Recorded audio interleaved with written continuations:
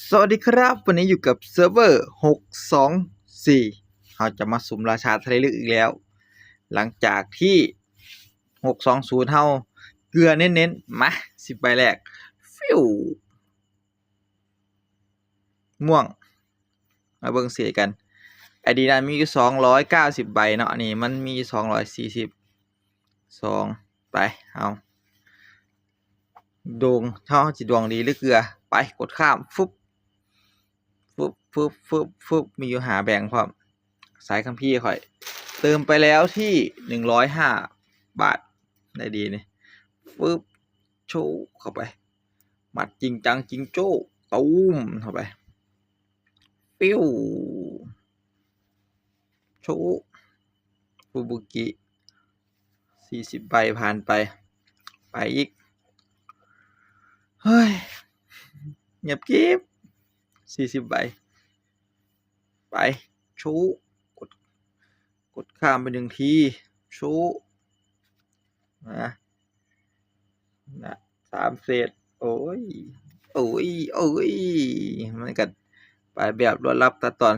ฟึบกดข้ามฟับฟึบไปแบบเร็วเฮาไอดีเนี่ยชูเข้าไปอีก10ใบมาจริงจังจริงโจ้ฟึบฟับมาหินพัฒนาปีศาจ1ก้อนมันแล้วลูกแก้วมันเอาไปเสี่ยงไว้ใส่เบิดไอ้ดัน180ใบก็เงียบกิ๊บ620บ่ออกบ่มีหยังข้าจะบดขยี้ให้เป็นแก่คุณผู้ชมราชาทะเลลึกอีกาสนายเป็นแล้วมันก็อันนั้นอยู่เด้หาทางเทื่อก็ได้อีกาสนายก็โพดเด้ใจจริงก็มาลูกเกียร์มาบ่โอ้โหตัวแรก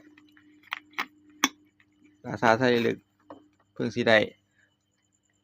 กินน้ำก่อน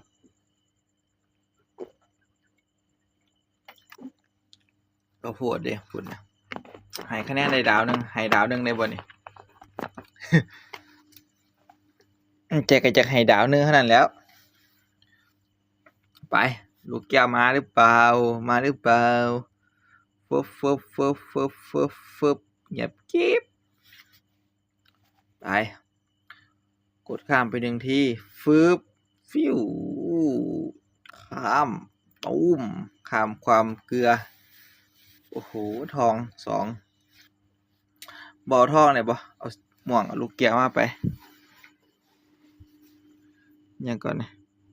ข้าหมายถึงแก้ไงหั่นแหละซ้ำอีกแล้วทะเลลึกนี่เฮ็ด4ดาวได้ละมั้งนี่ รู้สึกว่าออกดุปานนั้นเด้ไปฟึบอีก1รอบโชว์เข้าไปฟึบมี240โอ้ยตายเบิ่งนี่ล่ะเบิดไปจักใบแล้วฟึบรับมา100ใบไปชูมาโยเข้าไป100มี242เนาะฟึบเข้าไปอีกจักลูกจู้ฟึบเงียบกิ๊บ110โอ้โห2เศษไปต่อไม่รอแล้วนะฟึบกดข้ามไป120เงียบกิ๊บ3เศษโอ้โหไปต่อไม่รอแล้วฟึบเข้าไปโชะเข้าไป130มาไปเรื่อยๆเฮามันก็สิบ่ออกอยู่บ่การันตีก่อนการันตีได้แหมโอ้โห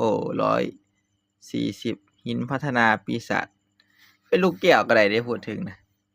ลูกแก้วยังพอสิได้ลุ้นอยู่ให้มันก่อนการันตีแหน่ฟับเข้าไปฟิว80ใบแรกได้ลูกแก้วเนี่ยก็ใครเว้ยบ่ได้ลุ้นนี่ลุ้นการันตีไอ้ลุ้นไอ้ก่อนการันตีน่ะเว้ย ป๊อปเข้าไปจิ้วสิหาเอาดอกเศษมาหน้ากากหวานสเน็กไปอีกไปกดข้ามไปฟับชุบฟิวตูมเข้าไป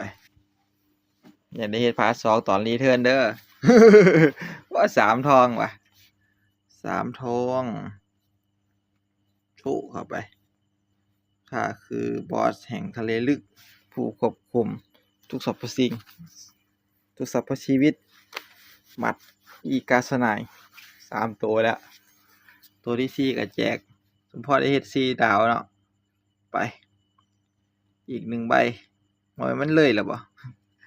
ไปอีกนะครับเร็วเลยก็สร้างของหามันศูนย์ละไปกดข้ามไป1ทีโชน่าจะยังละมั้งไปอีกบัตรราชาทะเลลึกลูกแก้วจงออกมาฟึบเข้าไปแฟบเท่าไหร่40เนาะก็ต้องเป็น220ตัวนี้มันก็สิออกให้220มันก็สิได้อีกหินหนึงหรือว่าลูกแก้วโอ้มันก็เกิน220ใบลูกแก้วบ่ออกที่วางนี่เนาะไปเบิ่งดูล่ะไปเบิ่งได้จักใบแล้วฟับเข้าไปจักใบแล้วปึ๊บ190ใบลูกแก้วบ่ออกเจ้าคือจังได๋เอา190ใบลูกแก้วไม่มาโอ้ยพออยากหากออกก็มองเลยเดี๋ยวนี้หานั่นเถื่อลูกแก้วเงียบกิ๊บมันก็เกินหาลังเถื่อฮอดบ่อยากสิเล่นต่อพุ่นแหละโอเคครับคลิปนี้ก็พอแค่นี้สำหรับการสุ่มราชาทะเลลึกคันสิมาเกลือป่านนี้มันก็ห่วยสายคัมภีร์ก็คัมภีร์แต่ว่ามันสิบิดไปหนาแล้ว ราชาทะเลลึกเฮ็ดขึ้นค่อยแหละโอเค